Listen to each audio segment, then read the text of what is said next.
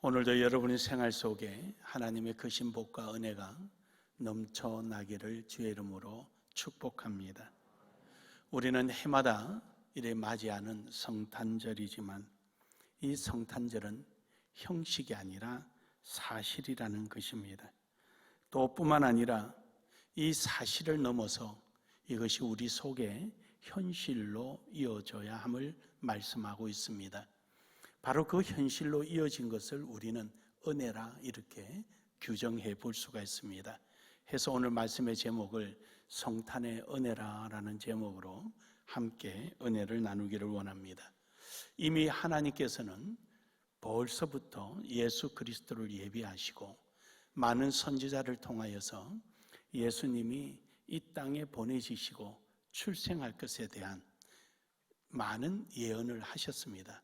함에도 불구하고 사실적이고 현실적으로 아주 분명하게 표현한 구약 성서의 내용이 있다면 그 중에 아주 뚜렷하게 가장 뚜렷한 내용이 오늘 본문의 내용일 것입니다.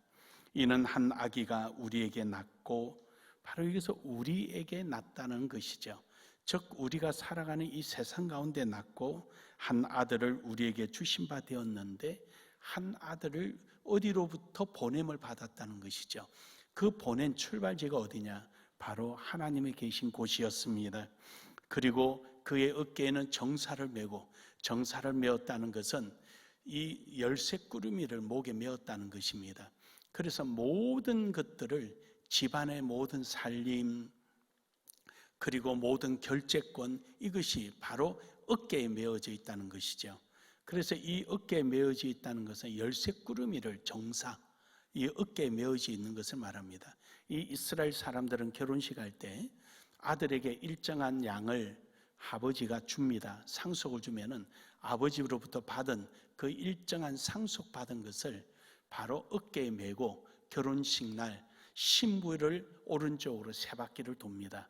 그래서 이제부터 이 신부의 모든 권한은 내게도 있고 아버지로부터 일정한 부분을 내가 부여받았으니 이제 그 역할을 자기가 할 수 있다라는, 즉 주장할 수 있는 권리를 가졌다는 것을 결혼식 날 보여주거든요. 이것을 어깨에 정사를 메었다 이렇게 표현을 합니다.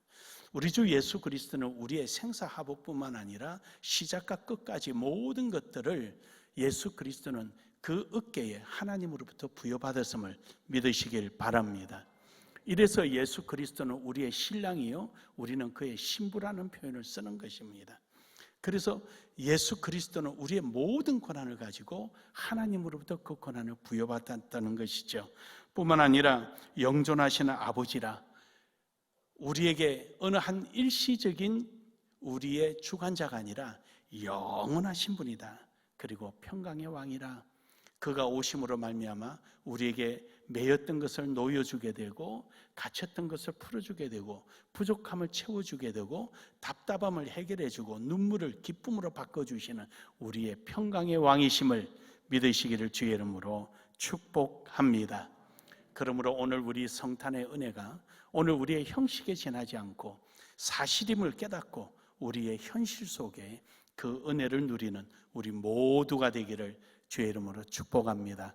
우리 서로 한번 보며 인사합시다. 메리 크리스마스. 평강이 넘치길 바랍니다. 첫 번째로 오늘 여기 있는 본문의 말씀을 통하여서 어떻게 오셨냐라는 것이죠. 그게 어떻게 오셨냐? 예수님이 오신 건 좀 특별합니다. 그렇죠? 우리가 결혼을 해서 부부에 의해서 출생되는 것이 아니라 예수님이 오신 것은 굉장히 특별하다라는 것입니다. 그래서 이러한 예수님을 굉장히 기다린 사람이 있었습니다. 누가복음 2장 28절에서 29절을 보면은 시므온이라는 선지자인데 그는 평생을 예수님을 기다렸습니다. 그래서 그는 예수님이 그냥 우리가 일반적으로 오시는 것이 아니라 하나님의 약속에 의해서 오시는 줄 알고, 그는 자기 마지막 붙어있는 이 생명마저도 예수님이 오시는 그날을 기다리고 예수님을 위하여 바치고 있었습니다. 그래서 그는 29절을 보면은 말씀하신 대로 종을 평안히 놓아주시는도다, 말씀하신 대로 종을 평안히 놓아주시는도다. 저 말은 거꾸로 말하면 예수님을 보지 않고는 내가 죽지 않겠다라는 것이죠. 그러니까 그의 일생은 어떻게 보면 예수님을 온전히 기다리는, 즉 그 은혜의 시간을 기다리는 사람이었습니다.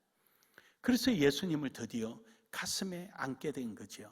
사랑하는 여러분, 여러분도 예수님을 가슴에 안는 은혜가 있기를 주의 이름으로 축복합니다. 그래서 예수님은 이처럼 육신으로 오셨습니다. 요한복음 1장 14절에 보면은 말씀이 육신이 되어, 말씀이 육신이 됐다는 것은 하나님께서 우리에게 주신 오늘 이사야 9장 6절의 그 약속의 말씀이 육신으로 그대로 우리에게 나타나신 거죠. 그 말씀이 우리의 현실 속에, 오늘 여러분과 제 가슴 속에 임하셨다는 사실입니다.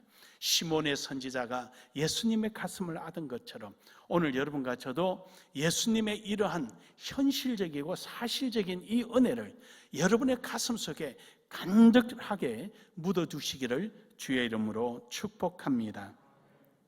갈라디아서 4장 4절에 보면은 예수님의 여자의 몸에서 태어나셨다고 그랬습니다.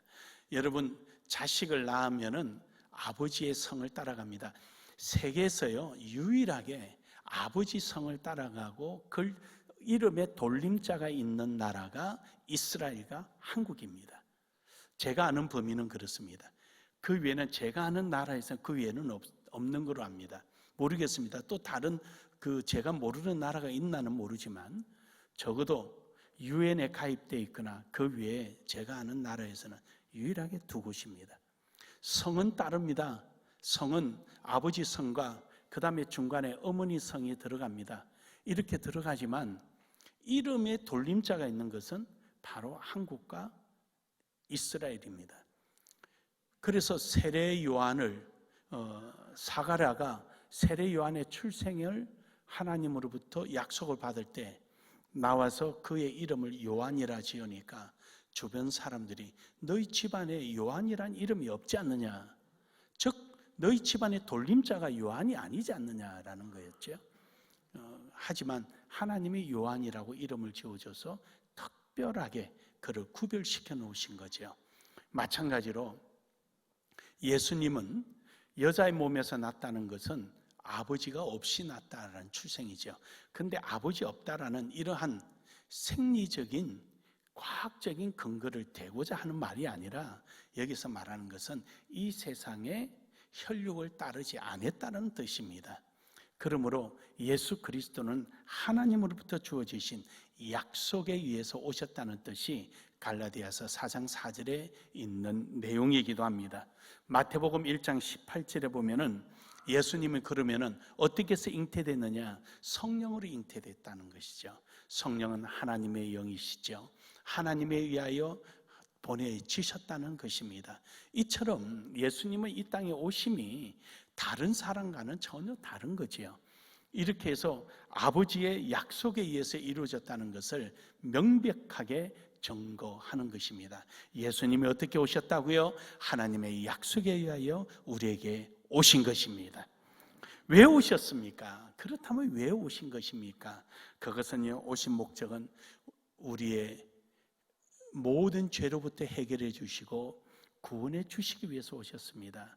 마태복음 1장 21절에 보면은 아들을 낳으리니 이름을 예수라 하라. 이는 그가 자기 백성을 그들의 죄에서 구원할 자이심이라. 그렇습니다.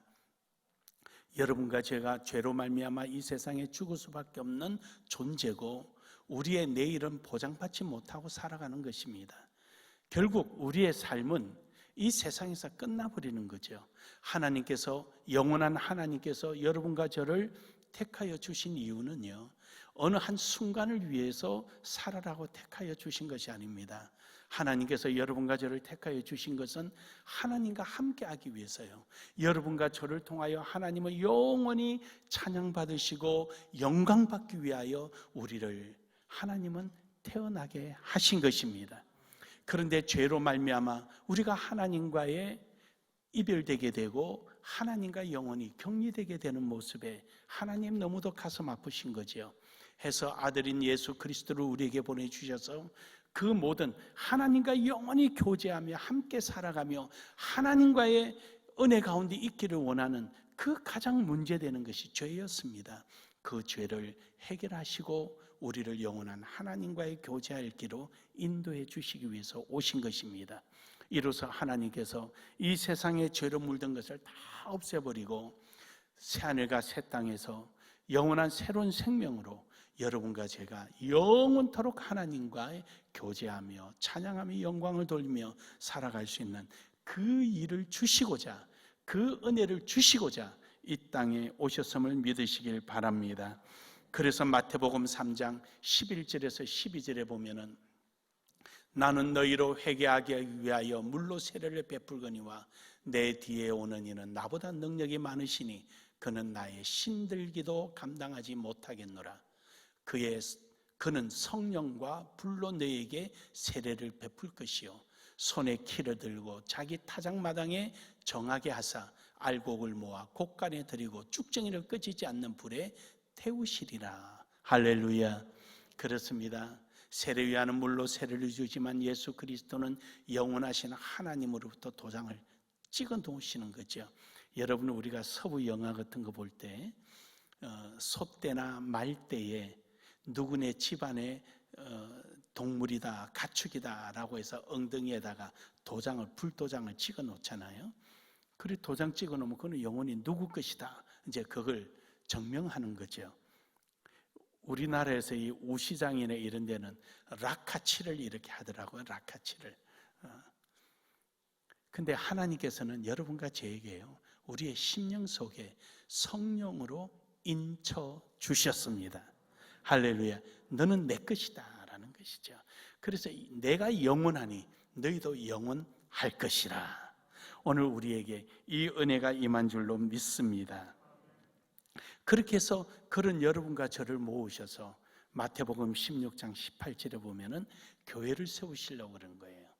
그래서 예수 그리스도의 이름으로 그 권세로 여러분과 제가 모여서 교회가 세워지고 하나님의 선한 일을 감당하게 하시고 주의 뜻을 이루어 가도록 하나님은 허락해 주신 거예요. 그래서 여러분, 우리가 이러한 모여서 하나님 뜻을 이루어 가기 위해서 우리의 자신은 온데간데 없고 우리는 오직 하나님으로부터 인치신 성령에 의하여 하나님의 영광의 뜻을 이루어 가야 될 줄로 믿습니다. 마태복음 11장 27절에 보면은 이로써 우리가 모여 있는 이유는 다름 아닌 이 세상에 하나님 아버지를 알게 하는 일이에요. 하나님 아버지를 알게 하는 일, 이거를 우리가 표현하면 전도라라고 표현하고 선교라 표현하지만 우리가 모든 사람들에게 하나님 아버지를 알게 하고 하나님 나라를 알게 하고 그 나라로 우리가 함께 가자라고 그들에게 은혜의 길을 열어주고 그들에게 깨닫게 해주는 일이 여러분과 제가 하는 일이에요. 우리는 이 일을 위해서 하나님 앞에 부름받은 그 목적대로, 우리 주님이 이 땅에 오신 그 목적대로 쓰임받는 은혜가 있기를 주의 이름으로 축복합니다. 그러기 위해서 우리는 예수님을 어떻게 맞이할 것이냐, 우리는 사실요 매일같이 성탄절에 마음을 가지 않은 겁니다. 매일같이 성탄절이처럼 우리는 예수 그리스도를 섬기며 찬양하며 영광을 돌려야 됩니다. 그 중에서 하나가 우리가 간절한 마음이 있어야 되는 거죠. 바로 누가복음 2장 28절에서 29절에 앞서 말씀드린 대로 시몬이 목숨을 다하고 예수님을 가슴에 안기까지 그렇게 간절히 기다린 것처럼 여러분과 저에게도 이런 간절함이 있어야 되는 거죠. 은혜라는 것이 무엇입니까? 그렇습니다. 예수 그리스도의 선한 일에 동참할 수 있고 그 일에 함께하는 것이 우리는 은혜입니다. 그래서 예수 그리스도를 우리 가슴에 품고 우리는 예수 그리스도를 널리 전파하고 하나님 나라를 소개하는 이런 일에 우리는 게으르지 않는 이 모습이야말로 우리가 해야 될 일이 아닌가 생각합니다. 마태복음 1장 19절에 보면은요, 요셉처럼 우리가 예수님에 대하는 자세가 필요하거든요. 요셉은 깨어 일어나 주의 사자의 분부대로 행하여 그의 아내를 데려왔으나 라고 말합니다. 결국 그는요 조금도 자기 일을 주장하지 않고, 왜 내가 아직 동침도 안 했는데 임신을 했느냐, 율법대로 행해서 너는 내게 손해배상을 해라, 그리고 너는 돌에 맞아 죽어라. 왜 이런 말을 하지 않았을까요? 그는 그 자신이 하나님의 그 약속을 믿었기 때문입니다. 오늘도 여러분과 저는 하나님의 이 약속 안에서 우리가 가슴에 가만히 예수 그리스도를 품고 주님의 뜻을 위하여 나아가기를 주의 이름으로 축복합니다. 누가복음 1장 41절에서 42절에 보면은요, 이런 것이 인간의 노력으로 이루어지지 않는다는 것입니다. 그것이 우리 마음을 안타깝게 하는 거죠. 우리가 성령을 받고 성령의 인치심을 받았다면은 그 성령이 내 속에서 활동하도록, 소멸되지 않고 역사되어지도록, 불붙듯이 일어나도록 우리가 그런 깨어 있어야 된다는 사실입니다. 왜냐하면요, 엘리사벳은 세례 요한을 임신했습니다. 임신한 지 6개월이 되었습니다. 이제 그의 배가 밖으로 표시가 나고 이럴 때, 그때 마리아가 예수님을 잉태하게 되지요.